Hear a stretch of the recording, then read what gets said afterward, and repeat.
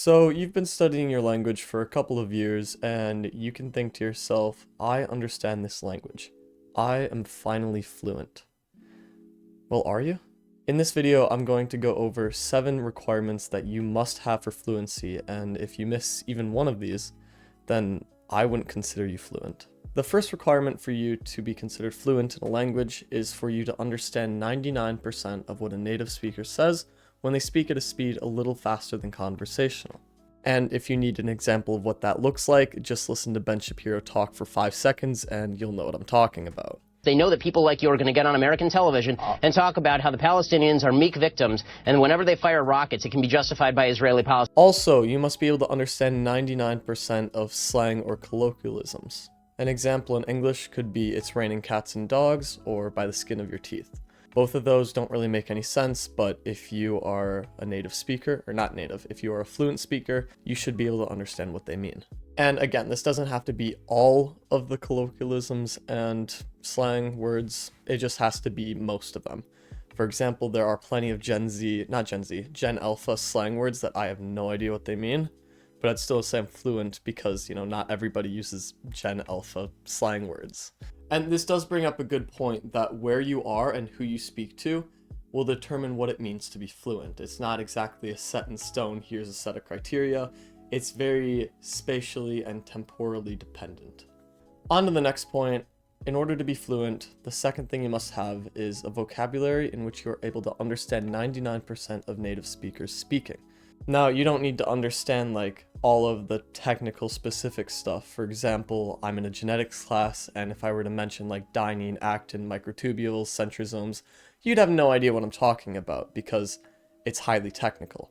But for everyday usage and for most situations, you should be able to understand at least 99% of the words being used. An example of words in English that you should know if you're fluent are words like octopus or eel or pigeon or seagull. They're not super basic, but everybody who's fluent knows what they are and knows how to distinguish between them. Particularly the seagulls and pigeons.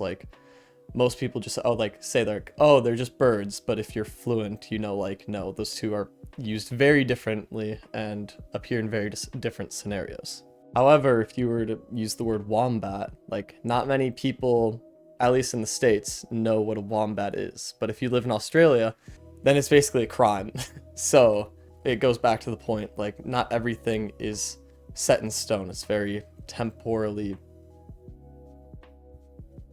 nuanced. Fuck that word. But you get my point. Depending on where you are, there are different requirements for fluency. For example, if you go to the Midwest of the United States and you don't know the word supper and what it means, then I wouldn't consider you fluent. Third requirement, it's not exactly spatially dependent, it could be, but it is more so dependent on the type of people you are talking to.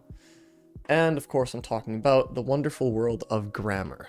For example, there are many dialects of English that break conventional grammar norms, namely African American vernacular.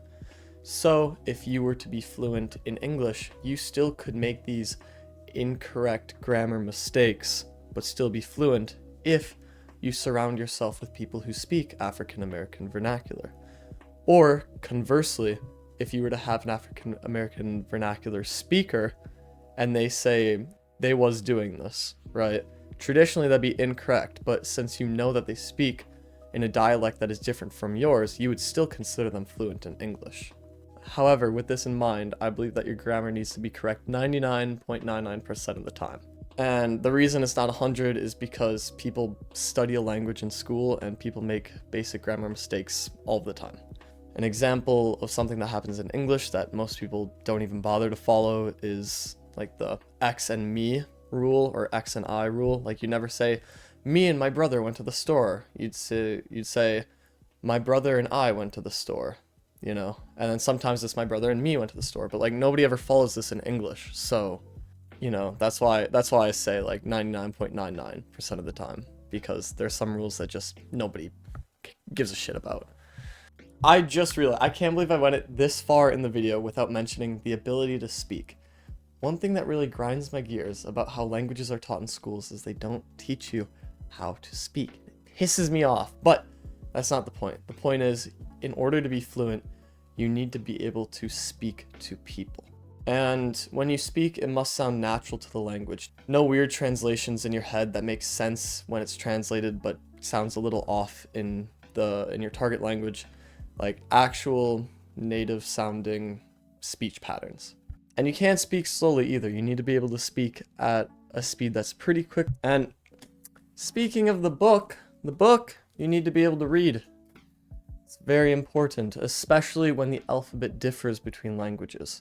For example, say you can understand and speak Mandarin Chinese perfectly, but you don't know how to read it because, I mean, look at these characters, it's impossible. But you land in Beijing and you look around and you're like, oh dear, what the heck is going on? Like, to me, your fluency is redacted. Like, they made a mistake when assigning you fluent.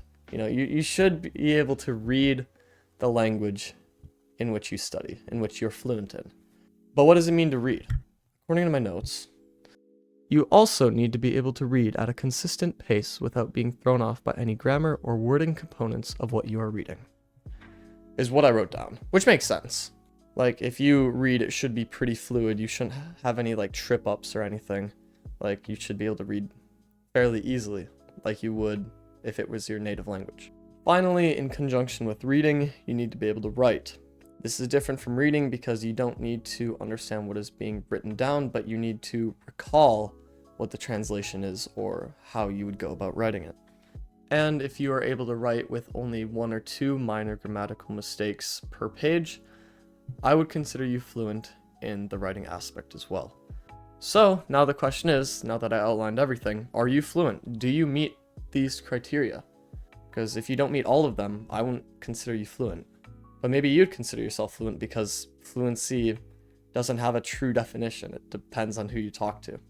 This is also a good time to bring up that nativeness and fluency aren't the same thing. You can be fluent in your native language, but you will never be native in a language you're fluent in. Unless it's your native language.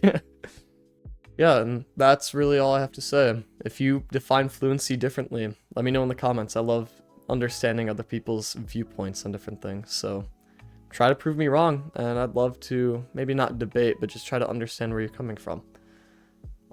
That's all from me. I hope you have a great day. Good luck learning your language, and talk to you later. See ya.